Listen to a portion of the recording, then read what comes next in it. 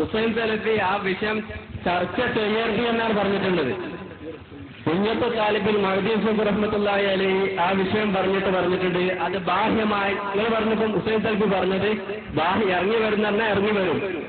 കുഞ്ഞത്ത് താലിബിൽ മഹാനായ മഹദി സൂഫ് റഹ്മത്തുള്ളാഹി അലൈഹി അദ്ദേഹം പറയുന്നത് ആ വിഷയം ബാഹ്യമായ അർത്ഥം വെച്ചുകൊണ്ട് അങ്ങനെയാണ് അംഗീകരിക്കലാണെന്നാണ്. അള്ളാന്റെ ഹദീസിന്റെ മുബാറക്കായ ഹദീസുകൾ സ്ഥിരപ്പെട്ടാൽ അത് അങ്ങനെ അംഗീകരിക്കുക.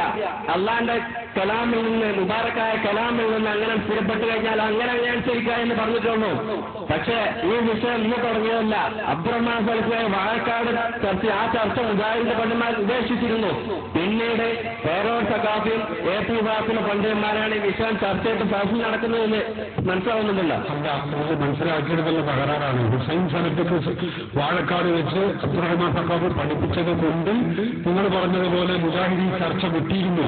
പക്ഷെ പിന്നെ 2004, 2001 ജൂൺ 4 മുജാഹിദുകൾ പൊളിക്കൽ മുജാഹിദ് പൊളിക്കലിലെ മുജാഹിദ് കോളേജിൽ ചേർന്ന യോഗത്തിൽ വെച്ച് വീണ്ടും തീരുമാനമെടുത്തു. ഈ പുസ്തകത്തിലുണ്ട്. ഏത് അള്ളാഹ് ഇനി മുതൽ തൗഹീദ് എന്ന് പറയണമെങ്കിൽ മൂമിനാണെങ്കിൽ ആൾ എന്താവണം, കാഫിർ വിശ്വാസിയാവണമെങ്കിൽ തൗഹീദുള്ളവനാണെങ്കിൽ കൈയുണ്ട്, കാലുണ്ട്, അവയവമുണ്ട് എന്ന് വിശ്വസിക്കണമെന്ന് നിങ്ങൾ പഠിപ്പിച്ചു. അതിനെ ഞങ്ങൾ എതിർക്കേണ്ടി വന്നത് കണ്ടോ. ഈ പുസ്തകം ഈ പുസ്തകത്തിൽ കാണാം. മുജാഹിദിന്റെ എല്ലാ പുസ്തകവും ഞങ്ങളെയൊക്കെ സംബന്ധമായിട്ട് ഒക്കെ പറഞ്ഞിട്ടുണ്ട്.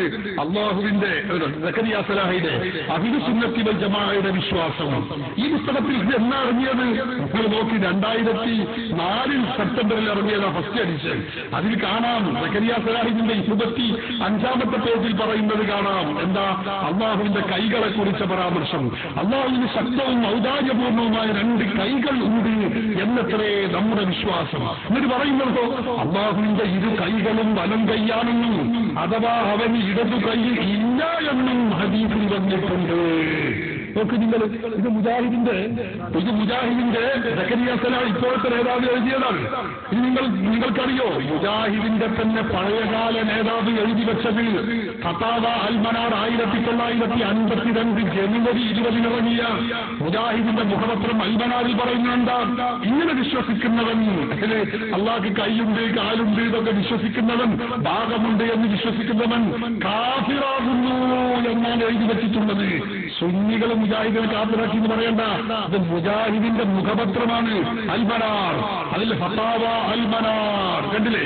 ഇതിൽ പറയുന്നത് എന്താ? ഇങ്ങനെ അള്ളാഹുവിന് ഭാഗമുണ്ടെന്നോ ജഡമുണ്ടെന്നോ ഒക്കെ വിശ്വസിക്കുന്നവൻ കാഫിറായ മുർത്തദിയാകുന്നു. ഇത് മുജാഹിദ് 952 എഴുതി വെച്ചു. പിന്നെ 2004 യോഗം കൂടി തീരുമാനിക്കുകയാണ്. എന്ത്?